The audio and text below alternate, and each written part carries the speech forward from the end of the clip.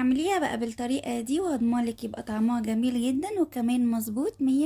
وكمان لو جربتيها بالطريقة دي من حلاوتها مش هتجربي اي طريقة تانية. جبت بقى حوالي 4 فلفلات اخضر كبار وقطعتهم مكعبات صغيرة وحطيتهم في بولة، وبعد كده حطيت عليهم معلقتين صغيرين من الثوم المفروم، وكمان تبلتهم بملح ورشة من الفلفل الاسود والكمون والكزبرة والسبع بهارات، وقلبتهم بقى كويس جدا مع بعض وحطيته بقى في التلاجة حوالي ساعة. وبعد كده بقى جبت قطع كبدة، وكبدة هنا كانت حوالي 500 جرام، وحطيت بقى عليها ملح ورشة من الفلفل الاسود وكمان معلقة صغيرة من الكمون والكزبرة والسبع بهارات. حطيت عليهم كمان معلقتين كبار من الخل الابيض ومعلقة كبيرة من عصير الليمون، وقلبتهم برده كويس جدا مع بعض ودخلتهم التلاجة حوالي ساعة. وبعد كده بقى جبت الصينية وحطيت فيها زيت، واول ما الزيت سخن معايا نزلت عليه بالكبدة وقلبت الكبدة لحد ما لونها اتغير معايا، وبعد كده بقى نزلت عليها بالفلفل. وبس كده بعدها بقى هتاكلي احلى كبدة اسكندراني.